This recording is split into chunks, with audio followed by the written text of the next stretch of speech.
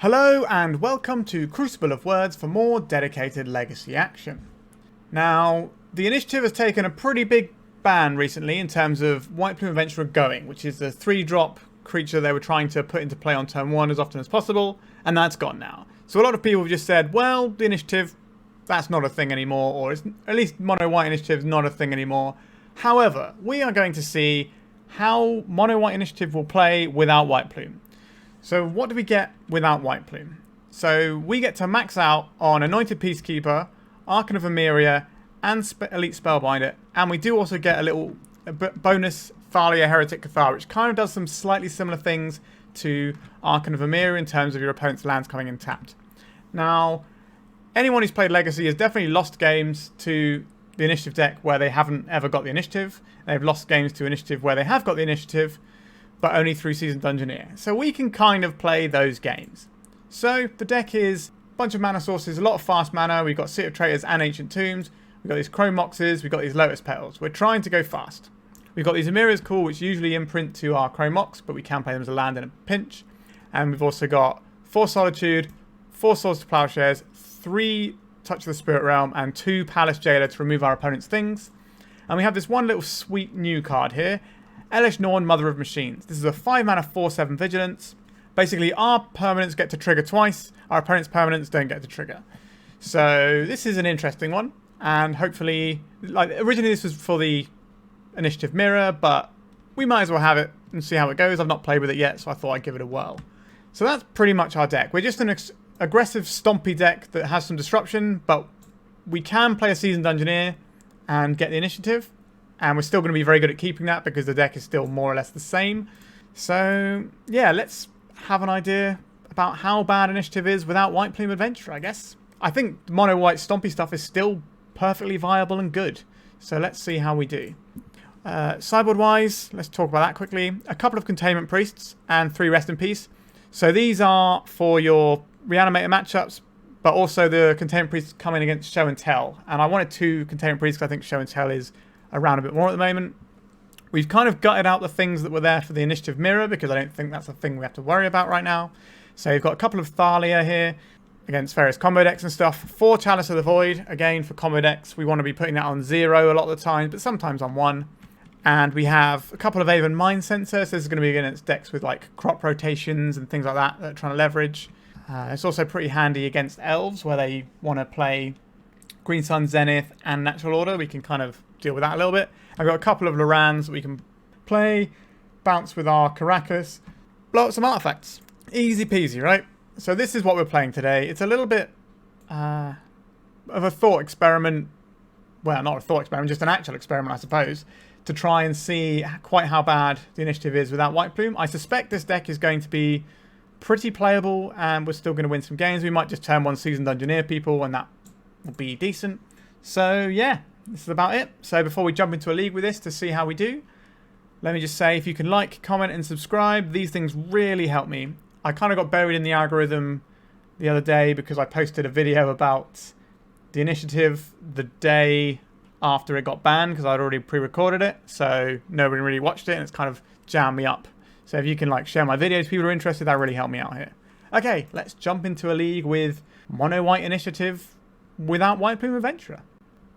Okay, we're on the draw. What does our hand do? It makes a turn 1 Archon of Emeria or a turn 2 Seasoned Dungeoneer or Anointed Peacekeeper, etc, etc. I think we keep this. If we draw another mana source, like a fast mana source, we can just go on turn 1 with a Seasoned Dungeoneer. Okay, so Ancient Tomb, Lotus Petal, Archon of Emeria. We want to get this one down first because it just stops our opponent's mana development. Now, they can counterspell this in a variety of ways, whether that's Daze or Force of Will, but we have another one. Okay, so we've got Force of Will, pitching Baleful Strix. So our opponent is probably somewhere along the Esper Cephalid Breakfast spectrum is where I'm putting them at the moment. Peculiar Art Brainstorm, sure. Cracking their Misty Rainforest to shuffle away the cards. So hand cleaning needed a bit of fixing. A Snow-Covered Forest. That makes me think that they're more on the control spectrum, but there's a lot of things they could be. Alright, let's try again. The first one was good enough for a Force of Will, let's try the second one. So our opponent's fetch lands are very bad right now. We can play a Seasoned Dungeoneer next turn. Snuff out. Sure. And then a fetch land. Understood. So we have a choice here. We can play out this Seasoned Dungeoneer. But if our opponent has the little snake, they can get the initiative back, and that might prove a little bit awkward for us. Or we can play this guy out and take a look at what our opponent's working with. If they don't crack their fetch land in response, we can mess with that as well. Polluted Delta, Natural Order, Misty Rainforest. Interesting. So next turn they can cast Natural Order because they can go and get a Dryad Arbor off their Misty Rainforest. So what are we could name it Misty Rainforest, and then our opponent is 2 land drops away from casting a Natural Order as well as being a threat. Or we can just play we can name Natural Order so it costs 6. So next turn we can play out our Seasoned Dungeoneer and start putting the hurt on our opponent. Our Elesh Norn is probably going to be pretty good against a Natural Order as well. A Ponder is a pretty good find for our opponent. I think we might even play the Elesh Norn out first, because it will stop Natural Order for Atraxa being as good. Okay, so there's one of these Polluted Deltas. We've got Basic. An Uro. Sure. They're going to put in their other Polluted Delta, I would imagine. Yep, so there's other Polluted Delta. And then the Uro goes. It's back over to us. 1, 2, 3, 4, 5. So the Natural Order for 6 can definitely get them there. Okay, I think we're hurting ourselves quite a bit here. 1, 2, 3, 4, 5. So let's put the old Elspeth down. Our opponent's got 2 cards in hand. One of them is Natural Order. They're probably just reading this before it resolves. Oh, they've got a response perhaps. This could be a brainstorm to try and find an answer. But what? Nope, they're just having that one. Okay. So we'll get our 3 points of damage in here. Next turn we can play Seasoned Dungeoneer and it will trigger twice. So we'll go straight into the Forge. Grist Hungertide. Sure. So they can kill off our Elesh Norn if they want to. Or can they? Hold on, let's have a read. Permanent entering the battlefield cause a permanent entering the battlefield don't cause abilities of your opponents. Okay. So they're just plussing there. And a Brainstorm, sure. 1, 2, 3, 4, 5. So I guess their plan next turn is kill our Elesh Norn and then play the Natural Order in their hand. Pretty good plan. So we'll play this one out and we'll name Human here. So we get to go into the dungeon twice. So first one we go and get ourselves a Basic. Still one in our deck. Second one we get to Forge up here.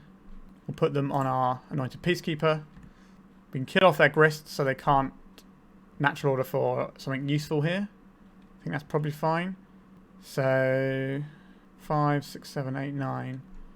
Yeah, I think we do attack the Peacekeeper into their Grist, because this guarantees to kill it, and then this at our opponent.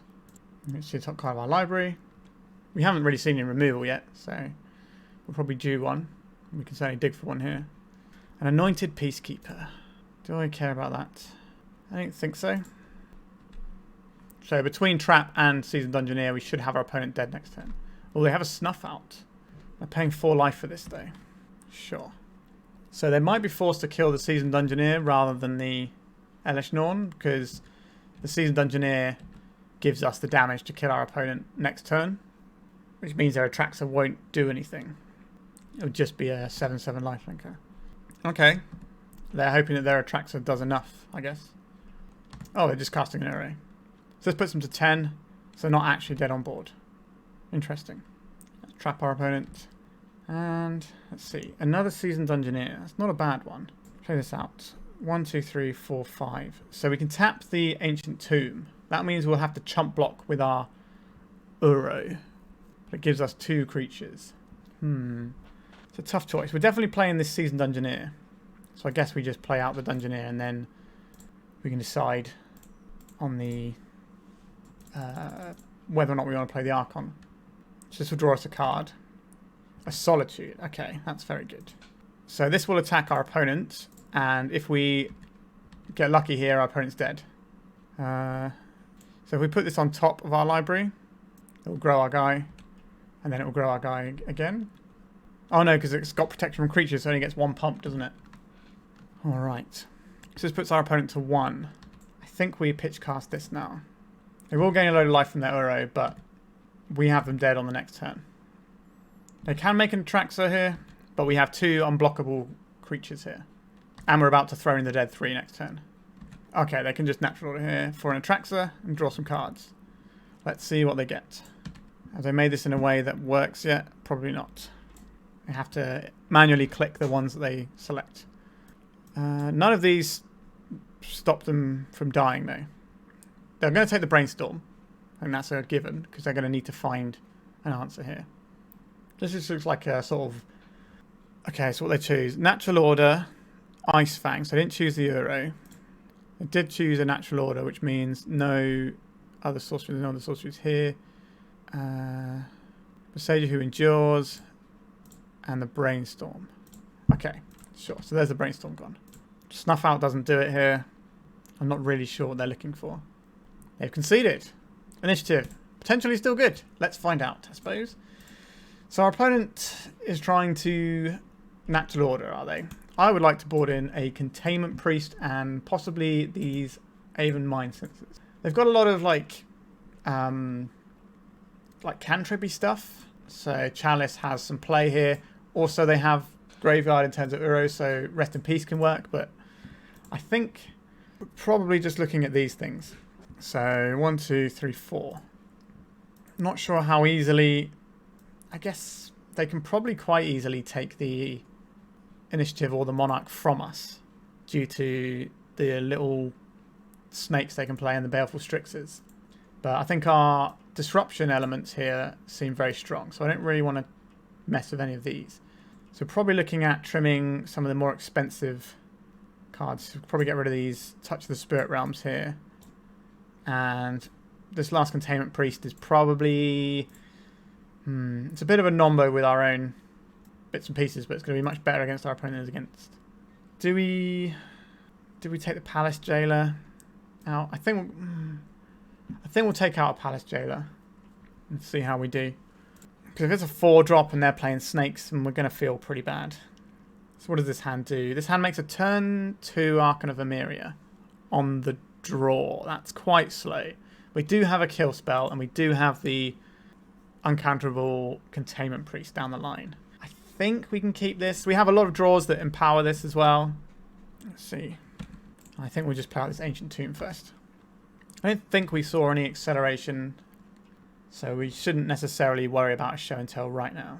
I think we have to try and get our Archon of Emeria down this turn, and then Containment Priest the turn after. Okay, another Archon. Sure. Is this any good to you? Ice Fang. Sure. So this isn't going to have Death Touch for a little while, so we can swing freely into it for a little bit. This is a green creature for them to show and tell, though. Abrupt Decay. Can't counter that. So I think we have to hold up the Containment Priest this turn. A Ponder. Because if we get caught by a natural order, then we can be in a little bit of trouble. Take our 1 damage here. And back over to us. Okay, this is actually a very good draw for us. So we can play this on human. And then we can play out a Chrome Mox. And we probably imprint a Solitude here. Then we go 1, 2, 3. And play this Archon of Emeria. And then hold up our Containment Priest. And they can't counterspell it. If they, so we cast this in response to natural order. They can't counterspell it because they only get 1 spell a turn. This also means that next turn, if we want to, we can just hold up both the Containment Priest and the Solitude as instant speed plays. An Uro. Sure. So this is their spell for the turn. They get a Misty Rainforest. They get a Besage. So we have a choice about whether or not we flash in the Containment Priest here or we use it as a counterspell. I think it's better to use it as sort of like a counterspell for a natural order or show and tell. Okay, so we'll put this on Elemental, I think. We'll go to attacks. They don't have 2 snow opponents. I think we're just going to play out another one of these guys. 1, 2. So we can hold up the Containment Priest still. But we might not have to use the 2 life for it. It's like a natural order. Let's cast this. Nice natural order, opponent. They will probably fail to find here. Unless they might just get something they don't want to draw out of their deck, like a green creature they don't want. Like, I don't know what that would be actually at this point. Because most of their green creatures are just like Uro, Ice Fang, Atraxa. These things are all stuff that they quite like to have. Birds of Paradise. Okay, yes, they've gone to exile one of their guys. So they had a nice 2-for-1 off of that Containment Priest. They can't cast another spell this turn. Archon of Emeria. So one of the things in their hand is probably like a Birds of Paradise. So I guess we do a little attack here with our creatures. Our opponent gets one spell, so they can't play a thing and natural order this turn. If they play a thing, we can just Solitude it out of the way. 4 mana. Is this the Uro? So this is their spell for the turn. It is cast by Escape. So the Containment Priest doesn't stop that. But that's what our Elemental's for. So, white. 1, 2, 3. In comes our guy. Can't be countered. They can't play any more spells this turn. Goodbye, Uro. This gains them 6 life. But we've got a lot on board right now. So this is 9. We have a Source of Plowshares for another card they play. If they play like a 1-drop to then natural order the following turn, we can always just snipe it with a Source of Plowshares. A Baleful Strix, sure. That has Death Touch. I think we probably want to plow this at end step. I guess we can plow it now, it doesn't really matter. This opens up to cast a spell on our turn if we draw one. Okay, we'll play this out. Since we've got 2 of them. Attack all creatures. 3, 4, 5, 6, 7, 8, 9. They could play... No, they can't play a snake because they didn't leave any blue up. So they're on 4 here. 1, 2, 3, 4, 5, 6. It's going to be pretty tricky for them to cast an Atraxa here. Because they don't have any white mana. And they only get 1 spell. So if they have a removal spell, it has to kill all of our guys. Okay, so this is game over, I think. Because we attack them with a bunch of guys. They get 1 spell and they kill one of our guys. So let's say they kill this one and block this, they're still taking 4. This doesn't matter just yet. Let's just go to attacks. So they can play the snake here. But again, that's 1 spell and I have enough damage coming through. Sure. So this is their 1 spell for the turn. They block our 2 biggest guys, they take 4 and die. Initiative's still good, I guess. We didn't need initiative in that one. We had some just powerful cards stopping our opponent, like the Archon of Emeria was really strong. This was a card that I always thought should have been a 4 of in the initiative, and it can be now, I guess. All right, let's go on to match 2. We're on the draw. We can make a turn 1 Elite Spellbinder. That doesn't seem very exciting to me. I think we can do better. Is a turn 2 Uncounterable Thalia better? Still not very exciting, is it? Let's see if we can make a turn 1 threat here. Okay. So this is a turn 2 Seasoned Dungeoneer. I guess we keep this, right? So 1, 2, 3, 4, 5. So if we put these 2 away, we can make Seasoned Dungeoneer on turn 2 and then Seasoned Dungeoneer on turn 3. And it's like initiative never went away. Now, there's definitely ways this goes wrong. Things like Wasteland, for example, would not be great for us. Once Upon a Time makes me think we're looking more towards the Elfie type thing. Blazing Rootwaller. Okay, so this is going to be madness. So we probably won't have enough time to deploy our stuff. And we're probably going to pay for our Ancient Tombs. Putrid Imp. Okay, not so bad. It's not the super scary start. So this deck can hit you for like 10, 12 on the first turn if it wants to. Okay, they're saving these up so they can make them at instant speed. City of Traitors. I guess we're going to play out our Lotus Petal in case they cast a Burning Inquiry and we lose a bunch of stuff. So next turn we're in Seasoned Dungeoneer Town. Probably playing off a City of Traitors. Because our life total is going to be under threat in this matchup in a big way. They didn't make the Blazing Rootwaller at the end of last turn, which feels interesting. Which says to me that they're trying to play for a Vengevine line. Okay, are they just going to attack us for 1? They've got to have something else here. You can't keep this hand with madness if you don't have something else here.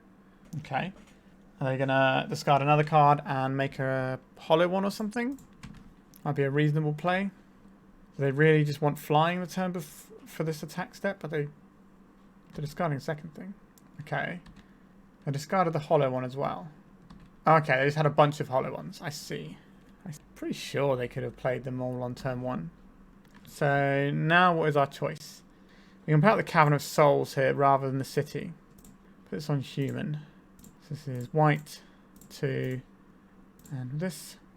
We're not worried about counter spells, but it's a little bit of fixing for us. Let's go and grab ourselves a Plains. So we can use this next turn to play the Dungeoneer.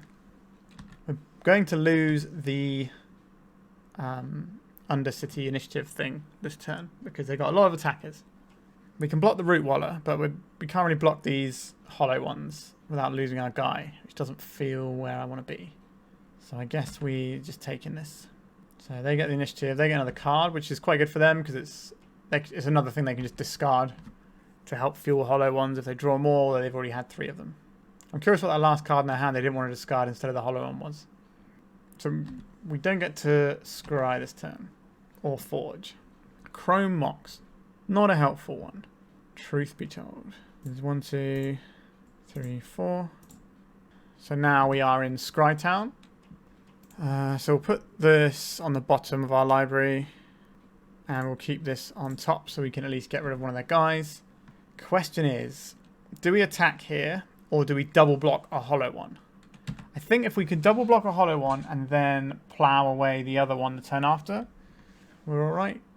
We have to block a hollow one this turn. They might send everything in here. Okay, and Anjay's Ravager is a pretty good one because they can cast this now. I'm pretty sure we're going to die here. So if we block this, they have lethal, so we have to chump. We take 3, 4, 5, 6, 7. Yeah, we're dead if our opponent has an ounce of brain, so I'm not going to insult them. So Chalice is interesting here because we can stop them being able to cast all of their enablers. That does come at the cost of Source to Plowshares being difficult. The other thing we have as an option here is Rest in Peace, which can shut off Vengevines. I think Palace Jailer is going to be too slow here, so that can become 2. I think Elesh Norn is also going to be slow here, so that's a 3rd Chalice. And then all the stuff that makes their things come in tapped feels pretty good to me. The Lion's Eye Diamond is the scary thing that they can smash everything out with. Maybe we're trimming one of the plows. All right. Okay. We've got plow and solitude. I guess we're just going to keep some removal and just play like a mid-rangey game here. We do get an Emeria's Call as a land. Yeah. The Archon of Emeria can be very useful for slowing your opponent down, but I think by the time it gets down, it's going to be a little bit too late. It does mean if they cast like a Faithless Inquiry, they can't actually cast any of the madness things they discard because they've already cast their spell. So that's a pretty good one here. Maybe we could have gone for some fast mana, but just having 2 removal spells and then some beefy bodies feels like a great place to be in this matchup. A Lion's Eye Diamond. So they could be just going all in on like an Anjay's Ravager or something. A Faithless Looting, sure. Let's see what you find. If we can find a soul land, we can deploy something like a Peacekeeper or an Archon of Emeria, and that'd be quite handy. Okay, discarded a Vengevine. So we're probably looking at 2 things coming into play this turn. Or not. Okay, that's alright. They can do it in my end step if they want to. I think we'll play out a Karakas here. Actually, we probably... yeah, I think we'll play out the Karakas because we might want to pitch the Emeria's Call to our Solitude down the line. So let's try this. Okay, I didn't do anything in the turn. So not getting attacked on turn 2 again, which is nice. Let's see how many things that they can play here. Something like a Burning Inquiry would be pretty annoying. A Putrid Imp, sure. That's an enabler. Another Putrid Imp. If this is the best they've got going, I'm happy about that. We're just going to plow this away. Goodbye, Vengevine.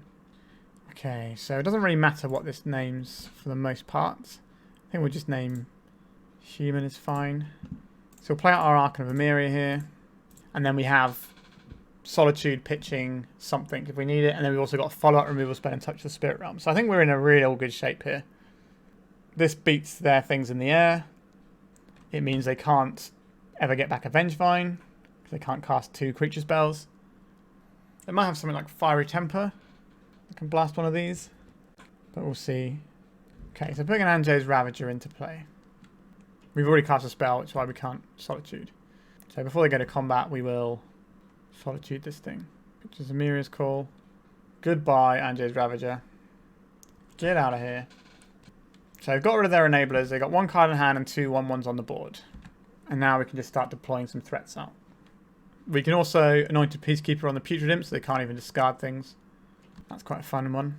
I say fun. It's fun for us. This is the better of the 2 creatures that we have. So we're going to cast this. 1, 2, 3, 4, 5, 6. So this won't have Threshold, so it won't get +1/+1. Although it can't block when it gets +1/+1. But I mean if they discard something. Alright, so they're putting a Basking Rootwaller into play. Sure. They don't actually have green mana, so this is a lot less threatening than it would otherwise be. So is it more important? I think it's more important for me to stop them discarding cards here. So let's just do Putrid Imp, say no. We can attack with this because they can't block it. Well, they can block it, but it would be a chump block. They've got a lot of life to work with, though. That's not really the problem for them. Also, these not being able to get flying makes our Elite Spellbinder way better. Because it means we have an evasion threat that can't just have imps run underneath it. Okay, a Lion's Eye Diamond, sure. So they can attack with the Root Waller and trade the Lion's Eye Diamond and the Root Waller if they wanted to. Turns out they did not want to do that. So they can put all three of these under the bus, but we can touch the Spirit Realm and really ruin them if they do that. So let's try that. Let's see if they go for the Lion's Eye Diamond into the Root Waller play here. No, they're just going to take it. Interesting. Okay, I think we'll just get this evasive threat out here.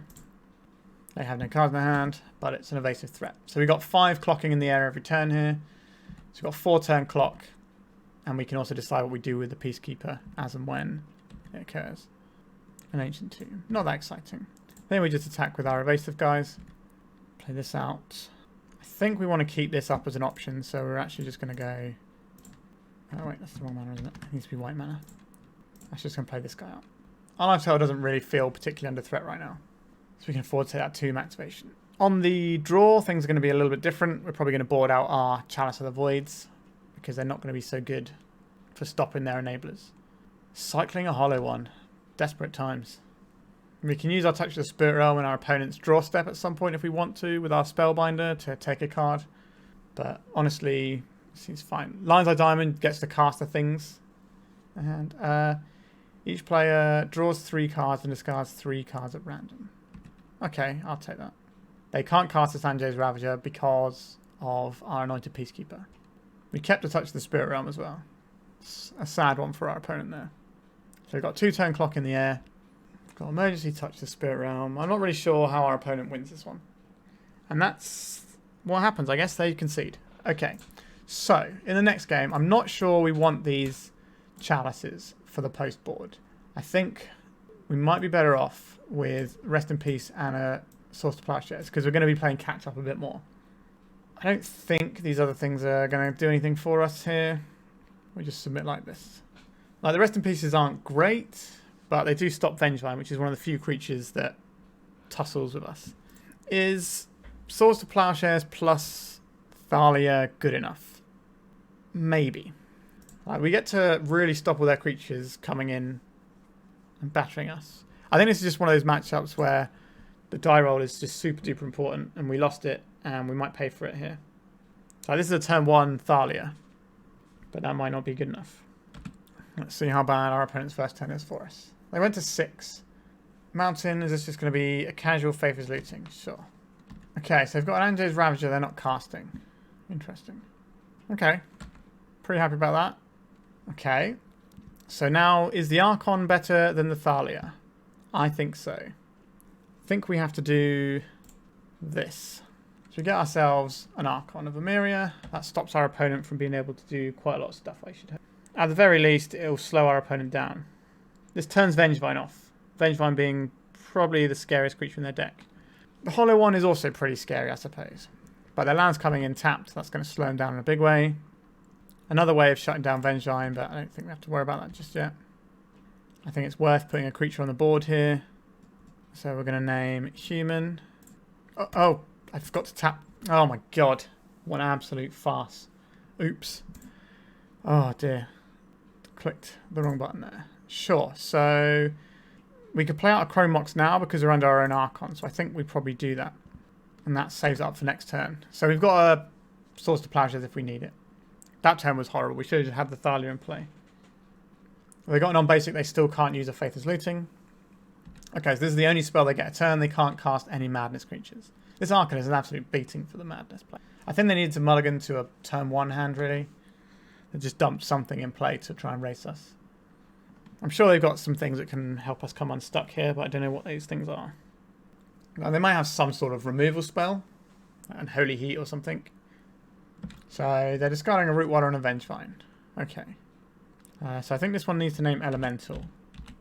So that way we can have the double white when required. So I think we attack with this. And then our spell for turn is probably just going to be this Thalia. So haste creatures, no good. Vengevine, they can't play 2 creatures unless one of them is like a Shriekmaw or something and kills our Archon. That's probably okay, but I don't think that's the thing that's going to happen here. Now we can just beat them down over a few turns with some Swords to Plowshares to keep the party going, I guess. They could have a hard cast Fiery Temper or something. Or a Lightning Bolt. A Firestorm. Okay. That's a pretty good one, but they're losing their Anjay's Ravager to do it. So losing everything to kill our guys. So we're now in like top deck wars, but I have 2 Swords to Plowshares in hand. Okay. They do have 2 Faithless Lootings in their graveyard. That's certainly not nothing. Here we see a Faithless Looting. If they discard like a couple of Root Wallers, they can get the Vengevine back. We can plow it, but they can get it back still. Basking Root Waller. Not a very scary one. So they don't have green mana either, so it's just a 1-1 for now. Nice little threat, please. Okay. So if we can draw another mana source, we get a Solitude as well. We're sort of just playing a rock deck here. Just sweep out our opponent's creatures and do stuff. They've got another Faithless Looting in their graveyard. I imagine they fire that off. I'm surprised they... Okay, they're just playing the Anjay's Ravager now. We'll kill this now. No Anjay's Ravager for you. You draw a land? We didn't draw a land. Okay, but if we do draw a land, our opponent's not really going to have a lot of creatures to work with. Okay, we're going back to the Faithless Looting well. See if they can find something with it. Ox of Agonis. Okay, that's another thing that we can plow, or Solitude maybe, ideally. Land off the top, please. A Chrome Mox. You're not a land, are you? I think all of the cards in my hand are better than using a mana here. So I think we're just going to try and draw a card again. And if it's a white card, it goes on the Chrome Mox potentially. If it's a land, then even better. What are we seeing here? 2 mana. This is the Ox. Yep. So they discarded some stuff. They can't cast all of these things. They can cast 2 of the lizards, but they can't do anything with the Ravager, which is good. They do get the Vengevine back as well, which is a slight issue for us. We're definitely going to have to plow one of these Vengevines, I think. But that's fine. These are good targets for plows because they keep coming back anyway. We can put a Solitude in next turn if we draw a land or a white card. And block the Vengevine, or block the Ox and kill the Vengevine. Alright, let's just kill one of these now and take 5. We go to 10. And we can play the Solitude next turn. I think all of the cards in our deck are... Oh no, we could draw a Lotus Petal, but that still works. I guess another Chrome Mox is the worst draw in our deck. I've probably just cursed myself to draw that, but let's see. An Emeria's cool. Okay, that can go under the Chrome Mox. Okay, so we'll probably exile the Vengevine, trade with the Ox. Take 4, 5, 6, 7, 8, 9. But we gain 3. It's going to be a tough one, this. All of the guys. This can take out the Vengevine. So this never comes back again. Block the Ox. Trade here. They're probably going to pump their Root Waller. Their Blazing Root Waller. Unless their hand's stacked and got some other stuff in. 3. So we effectively take 6 this turn. And we have another Solitude. So we can exile the Hollow One, block the Blazing Root Waller. Or we can block the Basking Root Waller, gain 3, take 1. And then a Solitude to follow up the next turn. I guess we basically need our opponent not to find a green source. A green source is bad for us here. It puts our Solitude into chump duty. Alright, here we go. Our opponent's going to have a lot of life for us to have to work through here. Cast. White, white, white. Elemental white. Colourless. So our opponent has a removal spell. And we block here, we die. But I think we have to make the block that is going to keep us in the game for longest. So these things happen simultaneously, so our life total stays the right thing. Yeah, okay. We're kind of getting back in the game. We do have another Solitude, which our opponent's going to be very annoyed with. Okay, we probably have to exile the Putrid Imp here, just because it's got flying, when they can just poke us for 3 turns. I'm not a big fan of that. Oh wow, they got 2 more of these little lads. Okay. Pretty good. The old 1 mana draw 2s. Touch of the Spirit Realm. That'll be useful the next turn. We're drawing pretty hot here. So we'll pass the turn here. So what we need to do is block. Like eventually they're going to get the Ox back again, which is another issue, but that's an issue for next time. Okay, so now they have green sources. This is worse for us. Holding back the Putrid Imp. Interesting. Another Solitude. What are we supposed to get rid of here? It's probably a Blazing Root Waller. So if we block here, we go up to 6, but they can deal us 6 with these two. So this has to trade here. Oh, well, one of these can trade, one of them can't. We do need to whittle away our opponent's massive life total at some point. But that is a problem for the future. So one of them trades, one of them doesn't. Yeah. So we should gain life in this combat step. Yeah, so we get up to 6. A Burning Inquiry. We might lose this Touch of the Spirit Realm. We did. We got an Archon of Emeria though, which is pretty useful. A Lotus Petal. Do we want this Lotus Petal in hand? 1, 2, 3, 4, 5, 6. I guess we do in case we can hardcast a Emeria thing. So I guess this is 1, 2, 3 to make this Archon of Emeria. Now we can attack here and be guaranteed to gain 3 life. I think that's worth doing here. We don't really want to lose our Solitude because we need the life gain to keep going. We can trade off an Archon, sure, but we can't trade off the Solitude because we need to keep gaining life so we can stay in this game. Oh, this is a weird one. Our opponent's got 7 minutes on the clock, but I imagine that's enough time for this game to be decided one way or the other. My series of good drips has definitely kept me in this game. Is this just an Anjay Ravager for 3? Or is this the Ox? That's the Ox, okay. Oh yeah, sorry, the Badlands came and tapped, so there's only 2 mana in the pool. Okay. They're discarding anything good. A Vengevine. Okay, so they can't play the Vengevine this turn because we have the Archon. The Putrid Imp can block again. Is this Root Waller coming in? It is.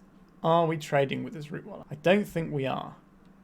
We don't want the Vengevine to attack us next turn. If we take 3 here, the Vengevine can't attack us next turn because we'll have the Archon in play. So they can't make 2 creatures before combat, and then we can block with the Archon. Oh lord, this game is an interesting one. And Emeria is cool. 1, 2, 3, 4, 5, 6. So if we can draw another land on the next turn, then we might be able to stabilize a little bit here. We have to keep our Solitude back on blocks now, though. We can check the Flying Imp with our Archon. We can trade off our Solitude for an Ox. We'll probably draw a Petal or something next turn, so we can't play the Emeria. I guess our Archon's probably going to be dead this turn, isn't it?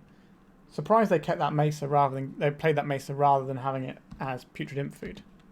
Okay, so this block's here. I think we take the 3, and then our Emeria's Call can give our Archon indestructible for next turn. So we're going to remain on 6 life here, but we're going to get the Ox off the board. Whew, this is a tough one. Putrid Imp, sure. So we can draw just a regular land here. Just a regular land. It's not the best land, but it does cast this spell. 1, 2, 3, 4, 5, 6, 7. Let's have some angels. 4/4s are kind of like the limit of what our opponent's deck really handles here. So we also have an indestructible Archon for a turn. It's until our next turn, so it'll be indestructible on blocks. We don't have any more life gain available to us, so that Ancient Tomb is looking very dangerous. Okay, so they're just putting another Root Waller into play this turn, because they can only play 1 creature a turn, so they do 1 on our turn, 1 on their turn. Now, if they get Threshold, 1, 2, 3, 4, 5, okay. 1, 2, 3, 4, 5, 6, 7. So they can get Threshold this turn. Okay. They have to discard all the cards they have, and they have to end up in the graveyard, and they have to pop their Arid Mesa in order to get Threshold this turn. If they have a Faith of Looting, this becomes a lot easier. If they have Threshold, we take 2, our Ancient Tomb gets switched off, but we do get to clean up 3 of their creatures and still have 3 creatures of our own. If they have a Firestorm, another Firestorm somewhere in their deck, then that could just be a thing that domes us and kills us at some point. So their 1 spell for the turn is going to be the Faith of Looting. Understood. What do we need to draw, really? Another Solitude would be great, but we've already had 3, so I think that's a bit cheeky to ask. 2 Ancient Grudges. Okay, so we can lose our Moxers. That's actually pretty awkward for us. So that does give them something to do on our turn. So they brought those in because they saw the Chalice in the second game. It got Burning Inquiry into our graveyard at one point. Okay, so these have got the Threshold now. So I assume we're getting attacked by everything. So we go to blocks. This is indestructible. This is a 4/4. This is a 4/4. We have to block this though to save the most damage possible. So we take 2 this turn. And all of our guys live. So they're probably going to Ancient Grudge one of our Moxes in our turn, unless they're holding up for the Ox of Agonis. Okay, this City of Traitors can be useful. I got one card in hand. I don't think we can attack, as sad as that is. I don't want to be in a game where I run our opponent out of clock, but that's certainly an option available to us. We need a vigilant threat, ideally.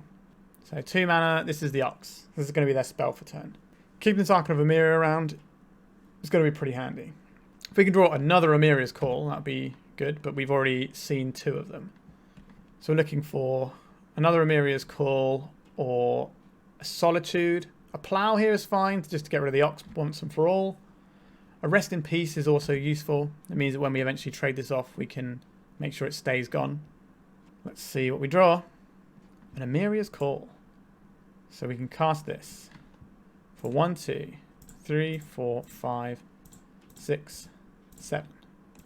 So this is indestructible. These are not indestructible. So one of them will have to go under the bus. I think this turn we can afford to attack with a guy. Maybe that's a little bit cagey, just attacking with 1. We do need to kill our opponent before they find another Firestorm. But also we don't want to get killed by them playing something end of turn and then untapping and like playing a Vengevine or something. We've seen Bone Shards out of their deck as well. That was one of the cards that got discarded to an LED earlier, I think. So we know they have the ability to take a creature out of play. It does cost them one of their creatures, but a Putrid Imp trading for an Angel is pretty good. Is the Ox coming in? It'll eat up an Angel token and then get ready to mess our graveyard up later. So this does not have Trample. Does not have Trample. Alright. Block with an Angel. We could have blocked with our Archon, but I just want this off the board. It's the amount of creatures they have that's also the problem. So they're playing their fetch land so that they can get Threshold. Let's see what we draw. Another Archon of Emeria.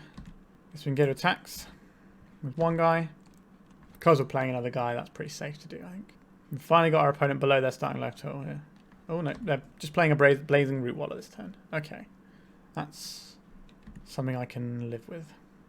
Like, they're doing this so they can jump. They were thinking about maybe blocking. Right, so maybe they were just thinking they might be able to bait out a removal spell or something if they do this before blocks or whatever. I don't know. Let's play another creature.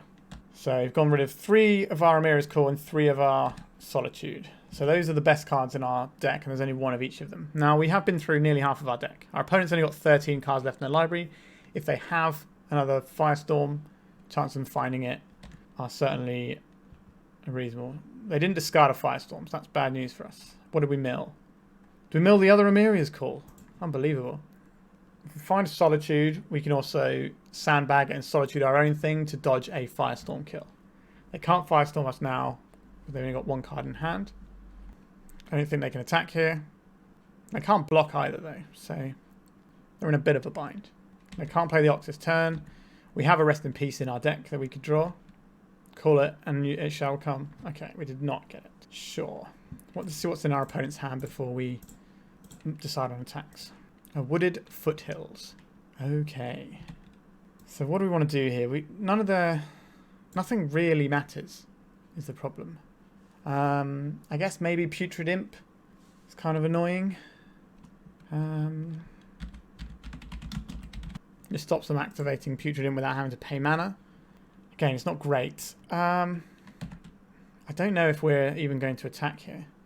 I think we're just going to run our opponent's clock out. So they can't Firestorm us next turn because they don't have enough cards in hand. I guess they can Ox of Agonis this turn. Maybe we should have attacked there. We do have a Vigilance guy though. And if it trades, then that's fine too. There's a bit of Foothills we knew about. Let's cross it off our list up here. And here comes the Ox again. They must be digging to the Firestorm. It's the only thing that makes sense here. Which made that Burning Inquiry a really risky play. Because if they'd found it and discarded it, that might have been game over. A hollow one. Sure. So if they have a Firestorm, we can lose to it now. Because they've got 2 cards in hand. They need to fire it off on our upkeep before we draw a card in case we draw the Solitude. Don't think we attack here. If they had a Firestorm, they'd probably use it there. They got 10 seconds. What a weird game. Unless they've got it and they're just sandbagging it right till the end. A Source Splash. Okay, so we can't die to Firestorm now. We can just plow our own creature. So this game is over. They got 5 seconds. I do think we win this game, obviously, because our opponent's going to deck anyway. And we can't be Firestormed. And they can't do double Firestorm or something weird like that because we have the Archon, so there's only 1 spell a turn. Weird game. Just a Firestorm on 0 seconds. Wow, that was a weird one. I wasn't expecting to have a timeout against my opponent playing Madness, but here we are. I guess sometimes we have 2 aggro decks windmilling against each other. They end up kind of stuck. A bit like board stalls in Limited. But we're 2-0 with initiative, so let's keep it going. We didn't need initiative in that game. We just were sort of white stompy. Let's go to round 3. Once again, we are on the draw. We don't have any fast mana, so our deck basically doesn't function without it, so we have to mulligan. What is this? Spellbinder into Solitude. It's something, I guess. Like, we're already cold to Wasteland, so maybe we're just putting away this. This is 3. So turn 1, we play Lotus Petal for the Spellbinder. Next turn, we have 1, 2, 3, 4. Maybe we're just getting rid of one of our Lotus Petals here.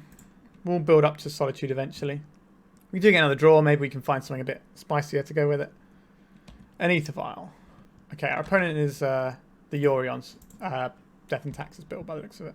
So, I think we will go Ancient Tomb, Lotus Petal, Anointed Peacekeeper. We can shut off this Ether Vial straight away. But if we see something that we need to deal with. Trailblazer's Torch, you take the initiative. I see. One of those, is it? Okay, so Ether Vial, please. So this will cost them 2 to activate their Ether Vial. Sure. And Emeria's Call. Let's attack with our guy first. We might be able to cheese our opponent because they've only got 1 land over there and they were relying on the Ether Vial to do stuff. Cast this. Let's see what they got. Same things they had before. What am I more scared of here? A thing that they can cast or a thing that they can double rip into lands and actually do things with? I think we'll take the Skyclave as a more expensive spell. And then I think we probably are just going to say, we are the tempo here, kill your guy, and bash you for 6 for a few turns. That puts them to exactly a 3-turn clock. If they draw 2 mana, they can put things in, which is another reason why the Skyclave Apparition will only cost them 2, because that's how much it costs to activate the Ether Vial underneath the Peacekeeper. We don't have any plays, we can just F6 our opponent's turn. Okay, they didn't have another land. So we cheesed our opponent out. Excellent. Not really how I want to play the game, but I'll take it. So I think the round of the third path here is going to be useful. I think Aven Mindcensor also is going to have some text, potentially. Now, the round of the third path is going to be the better thing, because they're going to have a load of stuff we want to blow up. This is the matchup where the Archon of Emeria is a little bit less exciting. But again, it's one of the things we're trying to do, so it's probably good enough. Elesh Norn is going to be an absolute house in this matchup. I think our ways of blowing stuff up, we need to keep all of our removal in. It's essentially like an aggro Emira. Thalia, Heretic, Cathar has first strike, which is pretty good in this matchup. So maybe we're dropping 2 Archons for 2 Lorans. And do we want to try and stop their Recruiters and their Stoneforgers? That's probably better than the Archon of Emeria, I think, in this matchup. Could be wrong, but that's what I'm going for. So we're going to submit like this. What does our hand do? A turn 1 Peacekeeper, followed by a turn 2 Loran. We have a bit of removal. This seems fine. Not amazing, but fine. We've got Solitude if we need one in a pinch. A Mother of Runes. Sure. So we get to see their hand and then decide if we need to kill this Mother of Runes. Okay, that kind of makes the decision a little bit easier, I think, because we can pitch a Solitude. Question is, do we want this Elesh Norn or do we want this other Solitude? Okay, so our opponent's got a Solitude. So we've got 2 Solitudes, a Plow, a Flicker Wisp, a Eiganjo. So they got quite a bit of stuff going on here. But again, they've only got like very little land to operate on. So we can take the Plow and force them into Solituding, or we can make their Solitude cost more. What's better here? That's a tough choice, actually. I think we make the Plow cost more, so they have to 2-for-1 themselves. They want to kill our guy. And then I think we are going to get rid of this Mother of Runes. What are we pitching here? Our opponent doesn't have any artifacts in their hand right now, so I think maybe we get rid of the Loran here. We can't get rid of the land, and Elesh is going to be such a beast if we get to land it. But maybe it's just too slow. Maybe it's too slow. We'll pitch the Elesh Norn. No Mother Runes for you. There's the Eiganjo. I don't think we even want to play the Loran this turn. Like, we don't want to get it on board to do the card drawing aspect of it. So I think we just play this one tapped. I'm just trying to work out if it's worth us playing this Lotus Petal out. I'm trying to think why. They have Thalias in their decks. It's probably worth us playing out. They do have Lorans in their deck as well. So maybe we get punished for that. Okay, a Plains. That's good for them. Sure. A 3-mana Plow. A Touch of the Spirit Realm. Interesting. So we can play a Solitude and flicker it and kill 2 guys when the time comes. On the Plains, a Recruiter of the Guard. Sure. This is going to find Flicker Wisps. They probably don't need to because they've already got one. A Stoneforge. Okay. Let's see what they go for. Another Touch of the Spirit Realm. Interesting. You can see what they fetch with their Stoneforge and then make some choices. Trailblazer's Torch. Okay. So this gives them the initiative and does some other stuff too. I see. Take our 1 here. We can blow up their torch. It's not very exciting though. 1, 2. Let's use this in case of Wasteland. Goodbye Trailblazer's Torch. Now they don't really care about that piece of text on it too much. That's not what it's there for. So I'm curious what their play is this turn. Maybe their play is Flicker Wisp, their Recruit of the Guard, in which case we Solitude and Touch the Spirit Realm our Solitude. That might force them to Solitude back. Okay, a Wasteland. So we correctly played our lands last turn. A Solitude, just hard cast, eh? So we can blink this, or we can blink all their guys. Would I rather...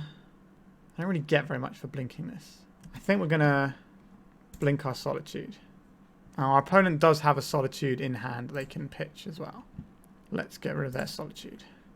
Are they going to Solitude this? I imagine they are. They're probably going to pitch their Flicker Wisp. Oh, they pitched a Stoneforge. Interesting. Sure. So they're just relying on the initiative to win the game for them. Which is pretty good. It was so good it has to be banned, so... Alright. Getting attacked some more. That was a weird turn. I don't think we have to play out our City of Traitors here. Then we just pass and see how we do. Probably quite badly, because they have the Undercity ticket down. I don't actually have... Well, they might have something good, and I don't know. But they, generally speaking, they're not going to have anything that impressive to put in with the initiative. They are Throne of the Dead 3. Like, they're still just going to accrue them a boatload of value, and they're going to get their Yorion online next turn, so... Okay, they just Flicker Wisping now. This might go and find them another Stoneforge or something. So they got a Thalia, sure. What are they going to get back with their Flicker Wisp? A Recruiter of the Guard, sure. Sorry, what are they going to get with their Recruiter of the Guard? Another Flicker Wisp. Sure, so they're just going to keep making guys. I don't know if we can beat this realistically. I guess we can play this and we get another turn to try and Solitude something out of the way, but they're going to be into Throne of the Dead 3 the turn after this. I think we'll take one more draw step and scoop it up. Like, step 1 for us is casting this Solitude. So this is... Okay, they're just going to carry on with the Recruits train. Yep, Mother of Runes, sure. Pretty sure we're scooping. We just get to see a little bit more of some of their Recruiter package, see if they got anything interesting in there. Just more Flicker Wisps. All the Flicker Wisps, all the time. I don't think we're going to beat this value train. The train is very much pulled out of the station and left us behind. So, I don't think we have any changes. I like what we've changed here. I think we'll just submit and try and do something really gross on the play. The old Initiative Torch is an interesting one. So this doesn't have any fast mana. Our deck doesn't operate without fast mana, so we need to mulligan this. That's an interesting one. I guess we keep this. And I suppose we bottom one of our Chrome Moxes. And say done. So we can make a Mindcensor on turn 2. Putting the Chrome Mox underneath it to stop a Stoneforge or something. And then we can Palace Jailer something out of the way and have the Monarch ticking down. And hopefully that'll be good. It'll be something at least. I imagine this is one of the matchups where the loss of White Plume Adventurer is really going to feel bad for us. Basic Plains, they can't wasteland us off of it. It's always nice. As our opponent got for us. Basic Plains of their own. Vial or Mother of Runes? Mother of Runes, sure. Elite Spellbinder. So we play this on human. We play this Chrome Mox. We'll imprint an Aven Mindcensor. It's kind of annoying that we have to show that we have this Mindcensor in our deck. So we could Elite Spellbinder here and just get on board. I think that is probably better than holding up this Aven Mindcensor. It gives us slightly more power. It gives us a little bit of idea about our opponent's hand and how this game's going to play out. Recruiter of the Guard, we can worry about that later. I think we can make the Source of Plowshares more expensive here. That seems fine. Also means that it's not in their hand for the purposes of Solitude either, which is nice. So our opponent going to attack, get aggressive. No, Cowardly Custard. Okay, I guess we attack here. We can kind of end up trading initiative off in a really weird way. Okay, so we'll cast this now. Just get more power on board. I don't think this forces a removal spell, but you never know. Attack little creatures. A Solitude. Pitching Flicker Wisp. So we didn't know they had a Flicker Wisp. Sure. Which one are you going to get rid of? Presumably our... Oh no, they're getting rid of the bigger one. Interesting. That's fine by me. Play our City of Traitors. So now we can play the Solitude end of turn and force the Mother of Runes to tap on itself, and then we can Palace Jada out of the way. A Skyclave Apparition. Interesting. Go on, get aggro with the mum. They're not going to. So in the end step, we have a choice here. I think we will... I don't think it matters what we target here, because it's going to get pro-white regardless. So we'll target this Skyclave Apparition. And they'll tap their mum. Sure. This fizzles. And then it's over to us. Ancient Tomb, not really in the market for that. 1, 2, 3, 4. Let's leave our basic planes untapped. So we have a real choice here. We can exile the apparition, just give ourselves multiple creatures here. I think that's a good plan. This is also 2 different colours of creatures. Now, if we lose the Monarch at some point, that's going to be a little bit rough for us. I think we do need to attack and get some damage going here. Okay, Cavern of Souls, not useful. So we know the cards in their hands. They can Recruit of the Guard, if they want to this turn. Or they could Source to Plowshares. They can't do both because the Source to Plowshares costs more because we Elite Spellbinded it. This being a blue token is really helpful for us. If we attack with this, it might just block itself. It might just give itself protection, which isn't very exciting. But we'll see. Okay, so they're just going to cast a Plow on this. And we just draw our additional card. A Seasoned Dungeoneer. Okay, that's going to be useful next turn. So the Plow's gone. Here comes the Recruiter, presumably. Oh no. It's just going to be a hard cast Solitude. A Batter Skull. Sure. That's something, isn't it? They can give this protection from white or blue, but they can't give protection from both.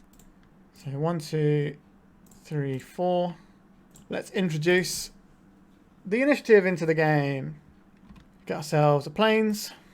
Play this, lose our city here. Let's see what our opponent's working with. It's the one card that we know, which is the Recruiter. Sure. So now we have a choice about attacking here. Doesn't feel great because this is a soldier. So that choice has been made for us. What have we got? Another land. Okay. We've been drawing extra cards, but they have been very bad cards. Yorion to hand. Okay. I think we would like to... This is a cleric, but this is going to attack on its own anyway. I think we probably... Just try to work out what would I like to blink if I have a Touch the Spirit Realm. I think if we have a Touch the Spirit Realm, we're just going to blink out the... We're just going to use it as a removal spell, right? I guess we forge. We're drawing 2 cards a turn. We've got to hit something good soon. So we're probably on the Seasoned Dungeoneer train here. An Elite Spellbinder. So we can play out land. Let's get exploratory. Jeez. My draws have been so bad this game. 1, 2, 3. Let's make their Yorion cost more. You have another Karakas, which is pretty annoying for them as well. Okay, the Emeria. This is a good card. So we have 1, 2, 3, 4, 5, 6, 7. So we can cast the Emeria next turn, make our guys indestructible, have a bunch of flyers. Opponent draw planes for the turn. One of these goes under the bus. We want to save the blue one so they can't just use Mother of Runes to steal back the initiative and the Monarch. Okay, we'll trap our opponent here. It's a trap. Play this out. Name Elemental, I guess. Give me indestructible creatures, please. And this can attack. And probably this attacks as well. And I guess we start.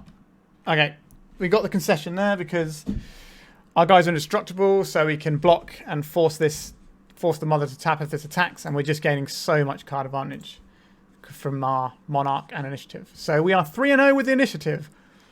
All right, let's carry on. We're playing against a daddy who's normally a dredge player. Our hand doesn't really do anything here, so we're going to mulligan. I think we need a turn 1 play. A turn 0 play, probably not very helpful, to be honest. I don't think this Elite Spellbinder is going to do enough on its own. Let's mulligan again. I guess we're probably going to have to try and win this one from the sideboard. So we need to keep some stuff. So we get rid of one of these. Probably need to keep this Solitude. There's a choice between these two, I think. This is the land that can also pitch to Solitude. That's why I quite like having it here. I think the Spellbinder is better because it takes things out of their hand, so they can't discard them. But it also blocks and dies. Alright, we're getting griefed pretty badly here. I suspect we are going to die. So there goes our Solitude. The amount of relevant spells we have massively decreased. A Putrid Imp. So this is probably going to discard a Dredger in the very near future. Put this into play. Pay 3 life. No. We'll play our Lotus Petal now so it can't be discarded. And then our opponent gets to just sort of do their thing and we're dead, really. Yep, so they've got an Icarid. Okay, that's not so bad. If this is all we're looking at right now. Okay, they've got Dredger in their draw step, sure. Faces Looting. Not a strong Dredge, but we're going to take a little bit of a pounding here. 1, 2, 3, 4, 5, 6, 7. Okay, yeah. So they've done this, so they've got the threshold. So they bash us for 5 this turn. They have 1 bridge, so they're going to get a zombie when their Icarid dies. They can Cabal Therapy post-combat to get rid of this 1 card that they know we have. There's the zombie. Here's the Cabal Therapy. Oh, they sacrificed their Putrid Imp. They got no card in hand, so that makes sense. And then this dies. This just gives them the maximum amount of power to end the game quickly. Seasoned Dungeoneer. Not very exciting. We'll play a Plains. Now, maybe it does stuff here, but we're taking, what, 10 this turn? And then I think we're just dead on the backswing. Yeah, we can scoop this one up. All right. So, what do we have? We have Rest in Peace. We have Containment Priest. We have Chalice of the Void. Thalia on turn 1 really slows them down as well. So we have a bunch of things that are useful. Elesh Norn, way too slow. Palace Jailers, way too slow. These are kind of replacing some of our other bits and pieces. Now we can't really get rid of these plows because they are good, which is a little bit awkward. Elite Spellbinder and Archon of Emeria, these aren't that exciting. We're boarding in Priests and Thalia, so we can probably strip out one lot of those. Maybe we take out the Spellbinder here. And then we've got 4 more cards to find. We could just board out the Dungeoneers, but I think if we have the Dungeoneers, that's going to be a bit of a boon for us. The Touch of the Spirit Realms can blink out some bits and pieces and act as removal. Maybe we're supposed to get rid of plows and just assume that our other bits and pieces can get it done. Let's try this. Turn 1 Thalia into turn 2 Archon of Emeria. Is that good enough, or should we mulligan to turn 1 Rest in Peace? Maybe we should. Turn 1 Chalice, turn 2 Archon of Emeria, turn 3 Archon of Emeria. Is this good enough? I think so. I think we can put back an Ancient Tomb here. It's kind of similar to one we just had. I think we are heading for our first loss of the evening today. Or afternoon, or whenever it is you're watching this. It's evening for me. Okay, Ancient Tomb. We put this on 1. This shuts off a load of their enablers. Faithless Looting, Careful Study, Cabal Therapy. These all disappear with this. Now, also Firestorm, they can break through. Or Lion's Eye Diamond. If they have a Lion's Eye Diamond, then... Yep, okay. 2 Lion's Eye Diamonds. Okay. Not great for us. But not the end of the world. I think we play this one. And we'll name Archon for this one. Let's play this guy out. We could have played out the Emeria's Call. We might be trying to pitch that. Getting rid of Solitude gets rid of their bridges. This should slow our opponent's roll a little bit, but they've already got 2 diamonds in hand, so this isn't going to be amazing. It does mean Cephalic Colosseums, if they have more of them, will come in tapped, which buys us time. But we do really need a Haymaker like Rest in Peace here. Maybe we're supposed to mulligan deeper for that. Okay, so they use that to get Dredgers in the bin. And now they can use the other diamond to activate the Cephalid Colosseum. They haven't actually cast a spell yet. Let's pop our opponent's graveyard out because it's going to be important. There's an Archimedes. Just the one. They can Cabal Therapy us once. It won't work because of the Chalice, but they get the Bridge from Below tokens. So they've got 3 bridges in there. So I think we cast this, exiling our Emeria's Call, just to get rid of their bridges. Is it the Emeria's Call or is it the Archon? It's probably the Archon here, isn't it? So we do this so that our Solitude goes, all their bridges get removed so they don't get any zombies from this. Now, we're not out of the woods yet because there's all these Icarids in their graveyard. So what we need to do now is find a Containment Priest, and I think we're okay. A Rest in Peace also does it. That does not do it. That is not what we wanted to see. Now we'll play this. We will not pay 3 life. We will play out this. We'll go to attacks. So there's 2 Icarids in there right now, so we'll take 6. And there's still one more bridge they can find. Let's see what they draw. Okay. So they can put Hogak into play now if they want. Which is probably better than having the Icarids. Looks like what our opponent's doing. Okay. Hogak has arrived. The Icarids disappear. And we try and draw something useful. A Chrome Mox. Not a very useful one. Our opponent has a 2-turn clock. This has Trample. So I don't think we're in the... so this is 8, 9, 10, 11, 12, 13, 14. So I think we have to attack here. Like, our hope is that we can somehow stop what's on board. So 1, 2, 3, 4, 5. I'm not really sure how we win this game, to be honest. We can't win with a Rest in Peace now. I think we just die. Get absolutely slaughtered. Sure. Wispmare. Love to see the Wispmares. What have we got? We can show ourselves a door with the Ancient Tomb. So that's our first loss of the night so far. I think Dredge was actually good against the initiative in a lot of ways. But obviously there are some big haymakers like Rest in Peace and stuff like that. And we are a lot slower here as well. But yeah, I'm not too upset about that. We've already got 3 wins in the bag. Let's see if we can make it a 4-1 to finish off the night. Alright, I think that's every dice roll we've lost today. Oh well. Joel, I think this person plays Reanimator. I don't think we can keep this one though. I think we want a mulligan to a hand that actually plays something. So let's go again. I guess we can keep this. So 2 of these cards got to go. I guess one of the Caverns and probably the Plow because we don't have any white mana. We use the Solitude if we need to kill something. So if I do remember right there, this person plays Black-Blue Reanimator. But we'll see. Okay. We'll play this one out and we'll name Human because both of our 3-drops here are humans. So we've got to get through some counter spells, but we have a Cavern of Souls to do that with our Thalia and Anointed Peacekeeper. Now, which one of these we use on the next turn, I am not sure. They both have some pretty important text. A Lotus Petal. Okay. Are we getting Show and Tell? I guess we can put in a Solitude. It's not the worst. This looks like a Show and Tell to me. I guess this is what happens. There's going to be an Atraxa or a Grizzlebrand, I imagine. Probably Atraxa. That seems to be the favourite one at the moment in the blue decks because they have more things that they can find off of it. No Grizzlebrand. They can just draw 14 cards here, though. Might be a little tough to beat this many cards. Okay. That does put them on a low life total, though. Well, not that low because they are getting 7 life off of their Grizzlebrand dying. But at least it's exiled, so that's not something they can reanimate, but they've got 17 cards in hand. So the chance of them being able to play something else in the very near future seem incredibly high. Alright. Lotus Petal. We do get to attack for 3, though.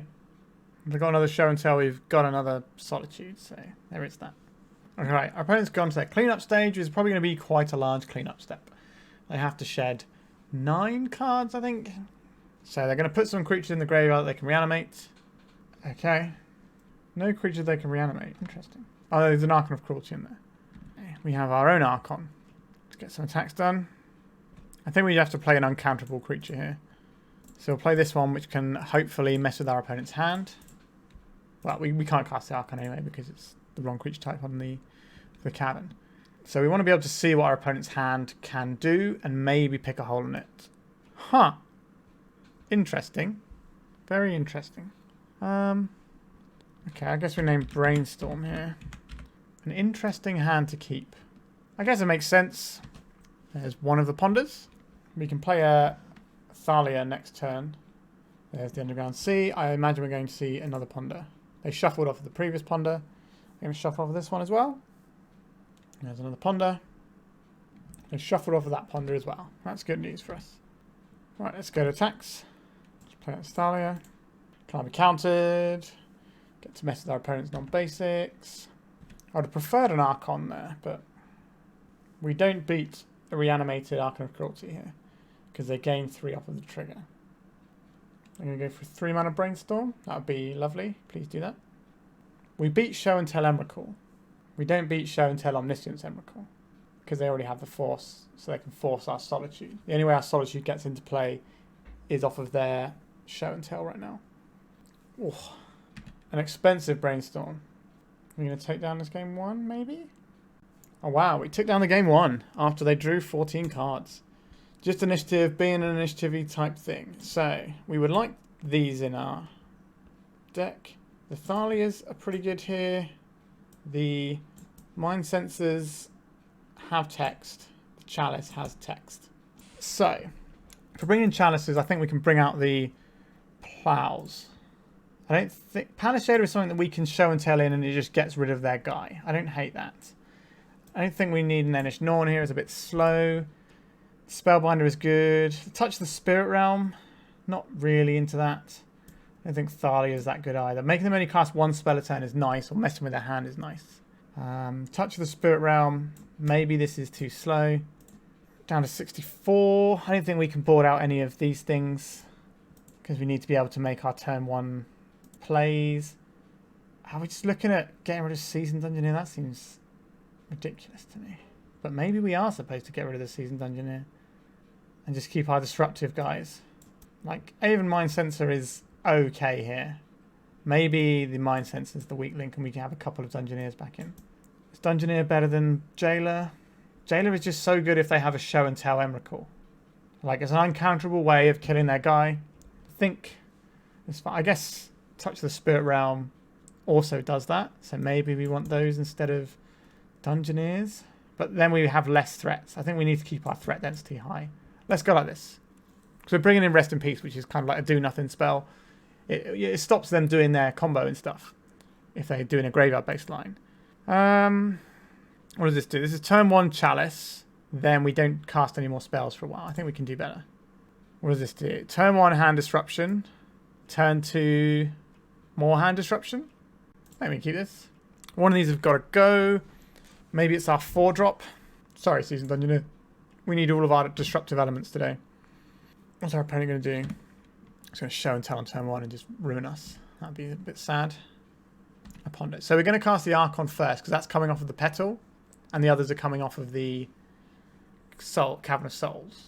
If we get another Petal or something, then maybe we just play Souls on turn 1. But we'll see what we draw and then we can lay out our next couple of turns. I think we do just play out the Archon here. It is counterable. It does mean that we lose our thing next turn. I got Force of Will for this? I do not. Okay, so their mana development is going to be stunted quite a bit. And their ability to find the right cards is going to be stunted as well. Because they're not going to be able to cast multiple Ponders and Brainstorms in a turn. You get 1 spell. We're just getting Show and Tell here. Alright. In comes our Solitude, I guess. And hope it's good. Okay. Not so good. So we need to cast our Elite Spellbinder next turn. Float. Play this. We will name Human. We'll cast an uncounterable... Oh, sorry, not that one. We need this one, don't we? Cast this one. This one will take the card from their hands. They can't... so the Omniscience will cost... So that actually will cost them mana to do. So it's an additional cost. Not great. We get to see how bad the damage is here. If our opponent's just got Omniscience in play and want to, and their plan was to like use cantrips and stuff, sure. But this might be able to pluck an Emrakul or something and make it cost 2 more. Not great. Okay, so they are returning our Archon of Emeria to our hand. That was their free spell. Limdol's Vault. So they're going to stack their library so that they have an Emrakul, basically. Pretty bad news for us. So basically they look at top 5 cards of their library, they can stack them as they want.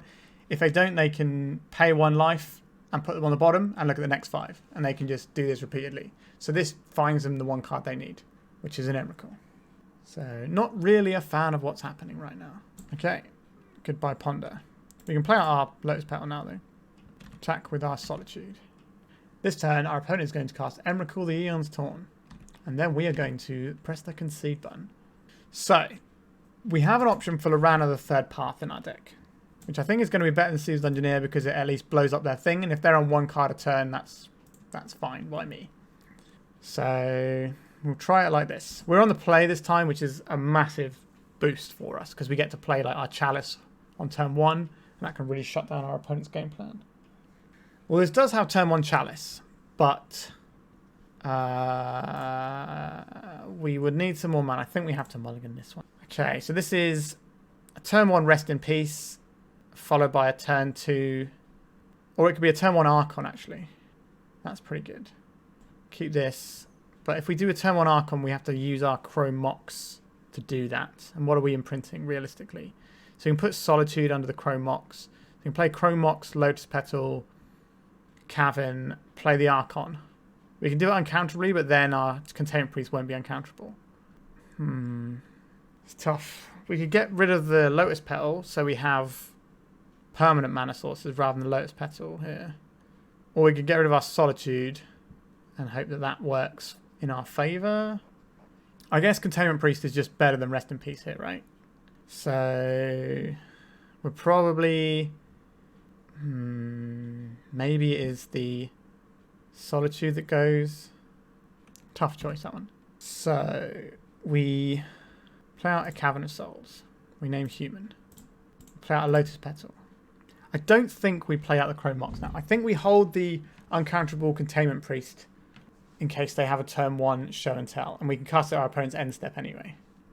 Now, this does use one of our permanent mana sources. How do we feel about that? I think this is fine. Let's put this into play. This can't be countered. Might be removed though. Whether that's Borrower or... I don't like this very much. I think we do have to play the Rest in Peace though. It shuts down our opponent's graveyard-based lines on top of the Containment Priest. I would have really liked to have drawn any white card instead of that stupid Chrome Mox. Because an Archon of Emeria is very powerful in this matchup. It really slows our opponent down. And end of turn Brainstorm. This is either very good for us or very bad for us. Either our opponent's very desperate and doing a bad play, or their hand only needs a little thing and they know that if they do this, their mana efficiency next turn is going to be enough to win them the game.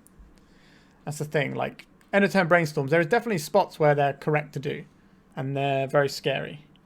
Okay, let's see if our opponent is going to ruin us. Polluted Delta. If we get an Archon of... no, sorry, the 3 mana guy, Anointed Peacekeeper. If we can find one of those, then we can name Show and Tell. Alright, what's going on here? Don't like this very much. Black. That's going to be a kill spell. Shouldered Edict. Sure. Okay. Our opponent can Show and Tell and just annihilate us. Our draw was pretty ropey. Nothing from our opponent. Okay. Another Rest in Peace. I think we hold this for Chrome Mox bait. Now, we can get punished if they have a Brazen Borrower. But if they have Echoing Truth, then obviously it doesn't matter how many Rest in Pieces we have. I'm much more worried about Show and Tell than the graveyard right now. Oh no. 3 blue mana. Yikes. Here we go. Show and Tell. I guess we don't bother putting anything. I guess we can get an uncounterable Chrome Mox.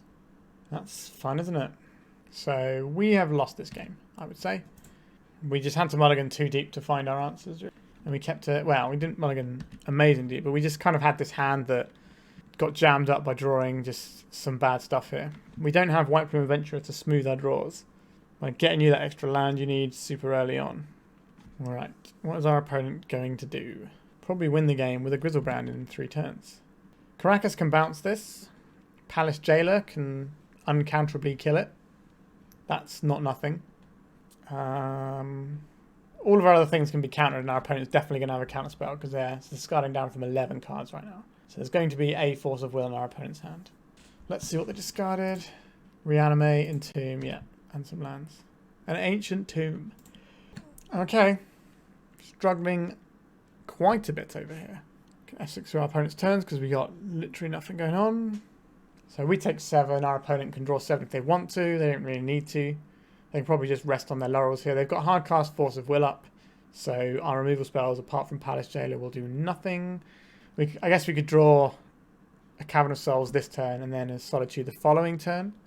But they're definitely going to have the cards to then put something else in. They might want to put a second creature into play now. They know Show and Tell is safe because we don't have any cards in hand. So they could put in a second card now just to make sure that they kill us on the next turn.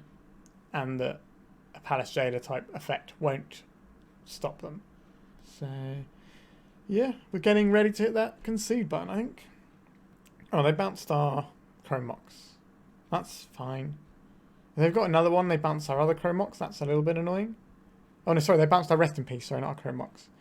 That means they're going to try and field another creature in a different fashion. Sorry, I'm a little bit checked out of this game for pretty obvious reasons.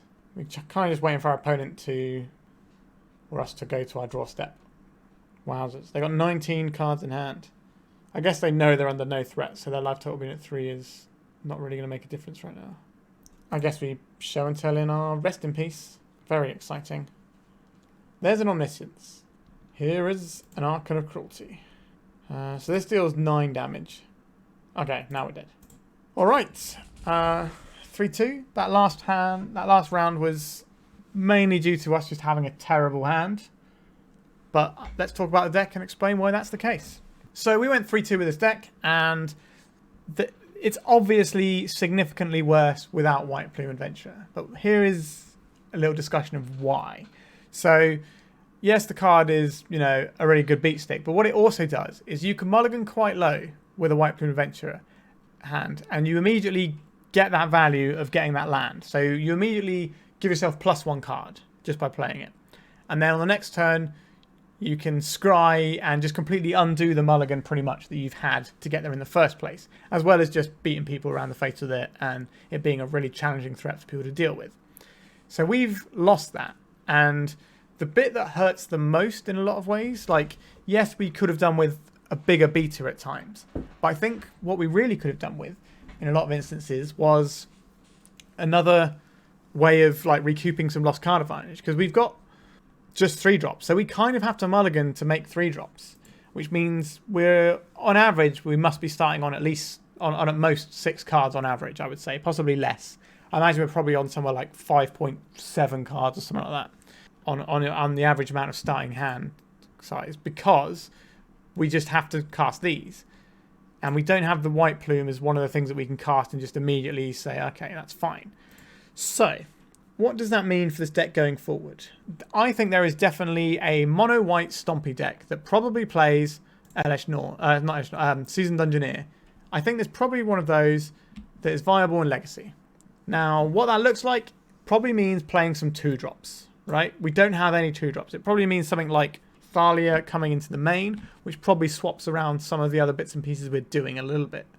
But I think that's certainly an option to look at. Now, there is a mono-white legacy deck that I would like to play that I can't play because the cards haven't been put online yet, despite them having been out for quite a while. They're commander cards, but they're not actually online yet.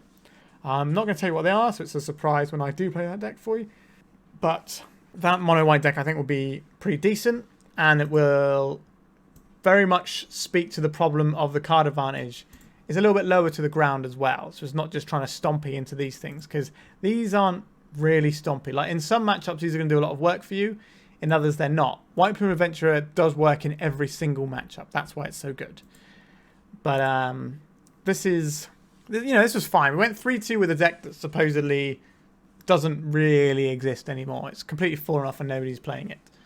But I think the tools here are all powerful. I just think we need to rejig. I've heard people say that they should be Chalice of the Void should be in the main deck now instead of one of the where the White Plume Adventurer slot was, which would give you a 2-drop, which is something, but means you probably are in the market for cutting Swords to Plowshares, which means you probably go maybe +1 Touch of the Spirit Realm, +3 Thalia, and a Chalice of the Void, and just sort of go a little bit more taxi.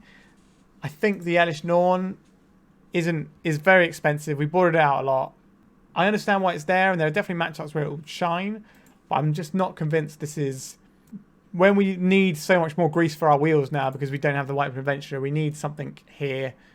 We have this slot here that could be something. So maybe that's a fourth Thalia, 1 touch of Spirit Realm, have these 4 Chalice, so we like trim these back to where they were before I tinkered with this. And maybe you're looking at something that can work there, but I think there's just other approaches we can do. Like the Soldier Stompy deck is fine, but I think you want to... Like, Seasoned Dungeoneer is obviously very strong, and sometimes you will cast a 10-1 and it will win a game on its own. So I think the deck probably is going to be running Seasoned Dungeoneer, and you want to kind of leverage some of the Cleric or, you know, the other creature types on it, which means you probably are in here. But we could be looking at something like Red-White Prison, and you get to run the other initiative guy, the Chaos Adventurer. You get to run things like Magus of the Moon, which is a wizard, so Seasoned Dungeoneer will pump it. And also it's a very powerful disruptive element for a lot of decks. So I think these are some of the options you can go. You need to either adjust the curve or play other colours. I think that's sort of the over-under on this one. The sideboard felt fine. Like if we'd have had a 4th Rest in Peace, we might have found a bit more joy in the Dredge matchup, potentially. But I think we're always going to struggle in that matchup when we lose the die roll. Simple as that, really. Yeah, I haven't really got much else to say about this. I don't think Mono-White Stompy is dead, but I think Mono-White Stompy that's called the Initiative is dead.